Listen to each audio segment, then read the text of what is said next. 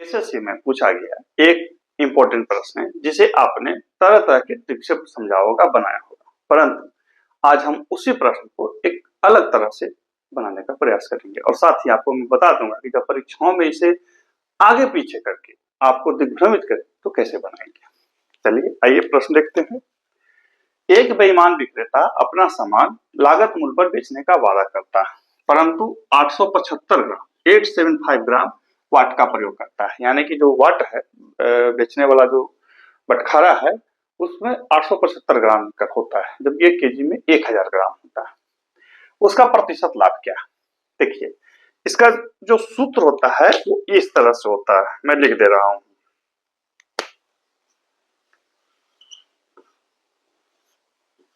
शुद्ध माप घटाव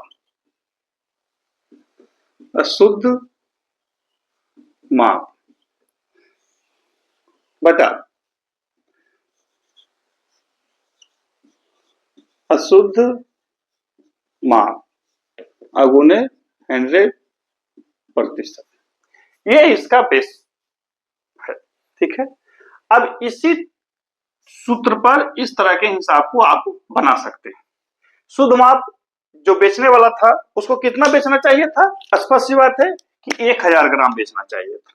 1 केजी में 1000 ग्राम होता है, बेचा कितना? 875 ग्राम। 875 गुने 100%। अब आप इसको हल कीजिए। 125 बटा 875 अगुने 100%। 7 बार में जब इसको हल कीजिएगा तो 1498 14.2/7%। 14.2/7% जहां है हमने उसको बना दिया। अब इसी को हम आप खुद भी ट्रिक के रूप में रख सकते हैं कि जितना 875 लिखा हुआ है 1000 से कितना कम, इसको छोड़ दीजिए, मतलब इसे आपको जरूरत नहीं, छोड़ दीजिए, कोई मतलब नहीं है। हमने देखा कि 875 लिखा है, सीधा 125 लिखा बटा 875 लिखा अगुने 100 कर दिया। ये आपका छोटा फॉर्मेट हो गया, कोई दिक्कत नहीं, ऐसे बना सकते हैं। परंतु ट्विस्ट है, अब ये पूछ दे कि खरीदते समय वह 1100 ग्राम का वाट लगा देता है, परंतु बेचते समय वो 900 ग्राम के वाट का प्रयोग करता है, तब प्रतिशत लाभ क्या होगा? दिक्कत है ना? लिख के बनाइए, ये चीज अगले बार में बनाएंगे। इस तरह के हिसाब को जो मैंने बोला मैं सो नहीं, जो लिखा हुआ उस तरह का एक फॉर्मेट याद रखिएगा। शुद्ध माप घटाव अशुद्ध माप। हालांकि जो हमने आपको अभी प्रश्न दिया कि खरीदते समय भी बेचते समय बेईमानी करता है, उसको भी कैसे बनाएंगे उसको देख लेंगे, ठीक है। और इतना क्या कोई दिक्कत नहीं? दिक्कत फटाफट देखिए। और हाँ, एक तुरंत अगले प्रश्न को भी देख लेते हैं। इस प्रश्न को भी आपने दर्जनों बार रील में अन्य जगहों पे देखा होगा, परीक्षाओं में भी। परीक्षाओं में जब पूछती है तब आपको सारी कहानी या तो याद आती है, नहीं तो भूल जाते। देखिए, चावल की कीमत में यानी कि चावल के दाम में 25% वृद्धि, वृद्धि मतलब बढ़ गया होने पर 400 रुपया में 10 केजी कम चावल मिलते हैं। चावल की कीमत में 25% वृद्धि हो जाने से 400 रुपया में 10 केजी कम चावल मिलता है। चावल का नया दाम बताओ। यहाँ प्रश्न दो तीन तरह से पूछता है। एक तो पूछेगा चावल का नया दाम बताइए, एक पूछेगा चावल के नए दाम एवं पुराने दाम में क्या अनुपात है, तीसरा पूछेगा चावल के नए दाम और पुराने दाम में कितना का अंतर हो जाता है। कुछ भी पूछ सकता है। तो यहाँ पे देखिए क्या है, माना चावल का दाम बराबर 1 रुपया प्रति केजी, अब नया चावल का दाम बराबर 1 गुने 125, डायरेक्ट 125 कर दे रहे हैं, बराबर 100 यानी कि 5x/4। वो ही नहीं हुआ, पहले दाम था इतना, अब हो गया इतना। ये हमने इसके पहले शर्त को पूरा कर दिया। अब कहता है कि 400 रुपया में 10 केजी चावल कम मिलता है, तो यानी कि 400 रुपया में जो पहले चावल मिलता था, 400 रुपया में पहले जो चावल मिलता था उसमें से 400 रुपया में नया वाला दाम घटा देंगे तो हो जाएगा 10 केजी आना चाहिए, यही ना। पुराना वाला दाम से ज्यादा मिलता था, नया वाला दाम से कम मिलता है, तो दोनों का अंतर कितना होता है? 10 केजी। हम यही चीज को फॉर्मेट में बना दिया, हमने इसको हल कर दिया। अब इसको ऊपर कर लीजिए, कैसे हल करें? बोलिए कैसे हल करें? कुछ नहीं करते हैं, 400 कॉमन ले लेते हैं। 400 कॉमन ले लीजिए, यहाँ पे आ जाएगा 1/x minus 4/5x equal to कितना? 10। 10 से 10 काट दीजिए, 40 हो गया। ठीक है, अब क्या कर देंगे? 40 into 5x, 5 minus 4 equal to कितना? 1। 5 से काट दीजिए, 8 बार में 1/x इक्वल टू 1/8, x बराबर 8। हमने इसको हल कर लिया। अभी आप कैसे भी किसी भी प्रकार से हल कर सकते हैं। हमको ऐसे आता था, हमने ऐसे हल किया, आपको जैसे आता है हल कीजिए। सिर्फ ये हल किया हुआ, और हाँ, खुद से हल कीजिएगा। हल करने वाली भी कहानी हम बहुत ज्यादा किसी को नहीं बताते हैं। हम यहीं तक जाके, अमूमन जो मैथ में ऑफलाइन सिखाता हूँ किसी को, यहीं तक बताता हूँ। इसके बाद तुम हल करो भैया, क्योंकि परीक्षा में तुमको बैठना। ठीक है, तो ए आया 8, लेकिन 8 तो पुराना दाम था। चावल का नया दाम बताओ, ऑप्शन में 8 भी दिया हुआ है। आप तो बदला के मार दीजिएगा। नहीं, जब पुराना दाम निकालना हो तो नया दाम निकालना हो तो 5 गुने 5/4 गुने 8, 4 से 2 बार में 10 रुपया प्रति केजी। जहां 10 है हम वहां आंसर लगा दिए। कोई दिक्कत हुआ?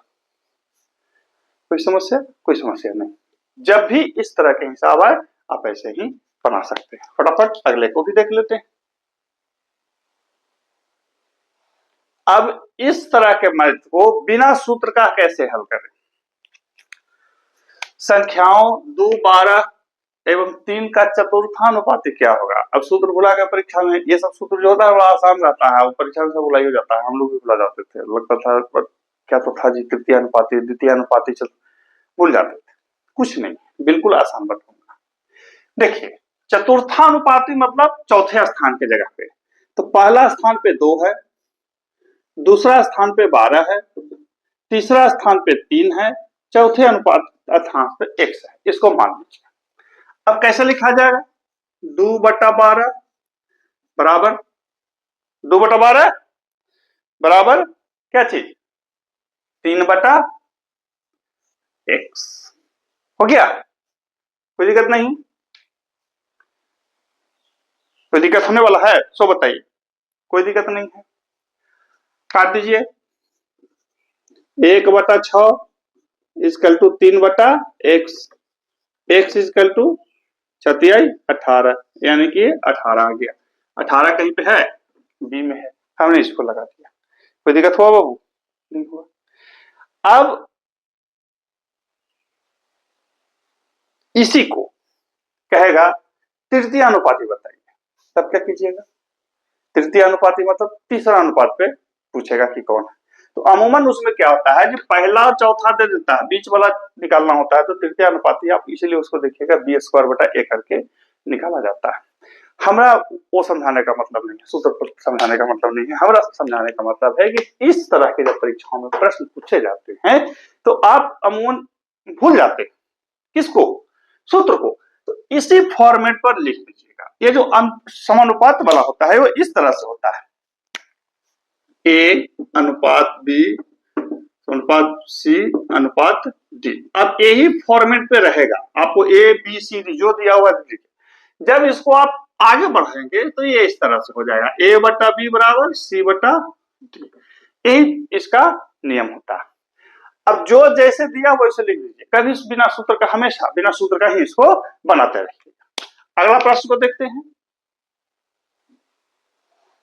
इस प्रश्न को देखिए, एलसीएम एचसीएफ का ये अच्छा प्रश्न है जो बार बार परीक्षाओं में पूछा जाता है। दो संख्याओं का योग 5 to 8 है, उनका एचसीएफ 32 है। ऐसे जोड़ों की संख्या क्या होगी? कैसे बने, क्या करें इसको? कुछ नहीं, लिखेंगे, माना संख्या 32x एवं 32y है। ध्यान दीजिए कि ये कैसे बनाना है और कैसे सीखना है, परीक्षाओं में क्या चीज ध्यान रखना है, इन तीनों को मिक्स करके इस टारगेट एसएससी वाले चीजों में प्रश्नों को मैं बताता हूं। तो 32 into x plus y equal to 5 to 8, x plus y equal to 16, x plus y equal to 16। अब आपको जोड़ा ऐसा बनाना, जोड़ा ऐसा बनाओ, ऐसा बनाओ जिनका एचसीएफ 1 एवं योग 16 है। इसी चीज को ध्यान रखना होता है। ऐसा नहीं है कि 14 2 भी लिख दिए, ऐसा भी नहीं है कि मतलब क्या बोलते हैं 10 और 6 लिख दिए, नहीं 10 और 6 में फिर एचसीएफ 1 नहीं होगा, एचसीएफ 1 होना चाहिए और योग 16 होना चाहिए। तो देखिए तो 5 11 होता है या नहीं होता है, सो बताइए तो 5 11 ठीक है, 1 और 15 होगा या नहीं होगा, 1 और 15, 5 और 11 और कौन होगा 3 और 13, 3 और 13, 7 और 9 और कोई है, और कोई नहीं मिलेगा। ध्यान रखिए कि हमने इस तरह के प्रश्न चीजों को लेना है जिनका सिर्फ 1 आए, इनका जोड़ा इस तरह से बनाना। तो टोटल कितने जोड़े हुए 4 जोड़े, जहां पे 4 है आप वहां पे टिक लगा दिए। लेकिन इस तरह के प्रश्नों को बनाने से पहले मैं यहां पर भी बता सकता था कि आप इसको 528 कर दीजिए और 32 से भागा दे दीजिए, आ जाएगा 16, 16 का आप ऐसा जोड़ा निकाल लीजिए इस तरह। ये आसान है, लेकिन इसको ध्यान रखना। ये हमने इसलिए बनाया कि कभी कभी योगफल नहीं गुणनफल भी पूछता है, योगफल नहीं पूछेगा गुणनफल भी पूछेगा। तो जब आप चीजों को बेहतर ढंग से नहीं समझेंगे अभी तो परीक्षा में कैसे बनाएंगे, ठीक है ना। तो इस तरह की चीज को ऐसे बनाते थे। तो ये था आज का 4 ऐसे प्रश्न जो बार बार एसएससी में पूछे जाते हैं, आपको कंफ्यूज करते हैं इस स्तर पे कि आप उसको गलत कर लेते हैं या मतलब गलती करने की संभावना ज्यादा बन जाती है। ध्यान रखें कि परीक्षाओं में प्रश्न पूछे गए आसान ही होते हैं, हम लोग अपने अन्य क्रियाओं की वजह से उसे भारी बना देते हैं। बने रहिए मेरे साथ इसी तरह की चीजों के साथ, फिर मिलते हैं अगले वीडियो में, तब तक के लिए गुड बाय।